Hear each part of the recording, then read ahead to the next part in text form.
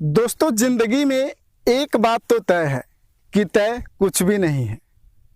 लेकिन जिस दिन आपने अपनी सोच बड़ी कर ली और अपने लक्ष्य को पाने के लिए ठान लिया खुद से, तो सफलता प्राप्त हो सकती है। दोस्तों, जिस दिन अपनी सोच आपने बड़ी कर ली, छोटे बड़े सब लोगों की नजर में आप आने लगोगे और एक दिन आप खुद ब खुद सफल हो जाओगे। सो दोस्तों, इसको समझने के लिए एक स्टोरी शेयर करता हूं। ये एक ऐसे इंसान की स्टोरी है, कहानी है, जो एक स्टेशन पर भीख मांगने का काम करता था। उसका सिर्फ यही काम था, वो हर ट्रेन के डिब्बे में जाके हर लोगों से भीख मांगता था और एक ट्रेन से दूसरे ट्रेन में, दूसरे से तीसरे ट्रेन में, तीसरे से चौथे में, चौथे से पांचवें में, इसी प्रकार उसका एक प्रोफेशन था लोगों से भीख मांगना। और एक दिन वह एक ट्रेन से दूसरी ट्रेन में जब जा रहा था तो उसे एक सूट बूट वाला आदमी दिखा। तो वह भिखारी सोचा कि हो सकता है यह बहुत बड़ा आदमी है, रईस आदमी है, अमीर है, इससे अगर भीख मांगूं तो मुझे कुछ ज्यादा मिलेगा। वह तुरंत ही उस अमीर आदमी के पास गया और भीख मांगने लगा। काफी देर तक वह अमीर आदमी चुप रहा, सुनता रहा। बाद में झल्लाते हुए उसे बोला, यार एक बात बताओ, जब मैं तुम्हें भीख नहीं देना चाहता हूं तो तुम क्यों मेरे पीछे पड़े हो? और वह अमीर आदमी बोला कि अगर छोड़ो, मैं तुम्हें भीख दे भी दूं तो तुम मुझे उसके बदले में क्या दोगे? भिखारी बोला, साहब मैं तो खुद एक भिखारी हूं। मैं खुद स्टेशन में, ट्रेन के डिब्बे में जाकर लोगों के पास भीख मांगता हूं, उसके बाद मेरा पेट भरता हूं। मैं भला आपको क्या दे सकता हूं? वह अमीर आदमी बोला कि जब तुम किसी को कुछ दे नहीं सकते तो तुम्हें मांगना भी नहीं चाहिए। वो रईस आदमी समझाता है कि अगर तुम कुछ नहीं दे सकते तो तुम्हें किसी से कुछ लेना भी नहीं चाहिए। जब तुम नहीं दे सकते, तुम्हें लेने का भी हक नहीं है। आज के बाद से तुम भीख मत मांगना। इतना बोलकर वो रईस आदमी अपने ट्रेन के डब्बे में चला गया और यह बात उस भिखारी के दिमाग में कुछ लगी। उसने सोचा, बात तो सच है कि अगर मैं किसी को कुछ नहीं दे सकता तो मुझे कुछ मांगना भी नहीं चाहिए या कुछ लेना भी नहीं चाहिए। उसने सोचा कि अच्छा, मैं लोगों को क्या दे सकता हूं।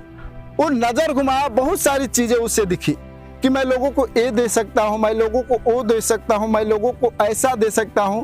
लेकिन फाइनली उसकी नजर एक फूल पर गई, गुलाब का फूल दिखा। वो सोचा कि क्यों ना मैं लोगों को जब भीख मांगूं और जो मुझे भीख दे उसके बाद मैं एक गुलाब का फूल दूं। उसने वैसा ही किया, बहुत सारे गुलाब के फूल तोड़ के अपने झोली में ले लिए और भीख मांगने के लिए निकल दिया।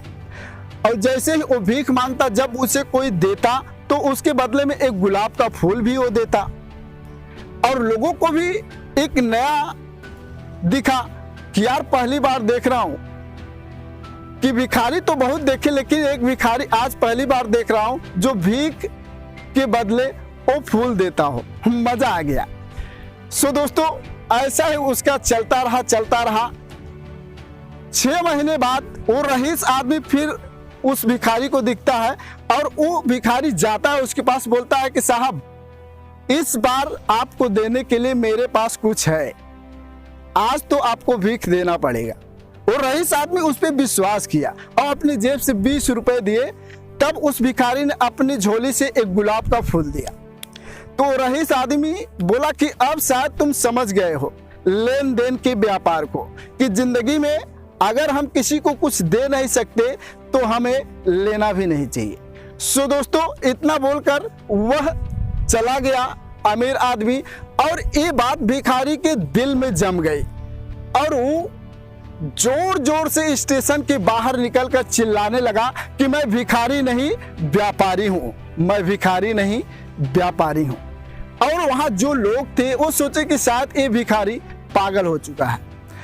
और उसके बाद से 6 महीने वो भिखारी उस स्टेशन पर नहीं दिखा। लेकिन फिर से 6 महीने बाद उस स्टेशन पर एक नहीं 2 सूट बूट वाले दिखे जिसमें से वह एक भिखारी भी था। वो भिखारी दूसरे सूट बूट वाले से पूछता है कि साहब पहचाने आप हमें? बोला नहीं। हम तीसरी बार मिल रहे हैं। भिखारी बोला मैं आपसे तीसरी बार मिल रहा हूं, आप पहचाने नहीं? बोला नहीं, मुझे तो लगता है मैं पहली बार मिल रहा हूं। बोला कि नहीं साहब, पहली बार में आपने मुझे भीख ही नहीं दिया था, मैं वो भिखारी हूं और ये प्रेरणा आपसे मुझे मिली कि अगर मैं भी अपनी सोच को बड़ा करके जिंदगी में कुछ ठान लूं तो मैं भी बन सकता हूं। और मुझे लगा कि मैं आपके जैसा बन सकता हूं।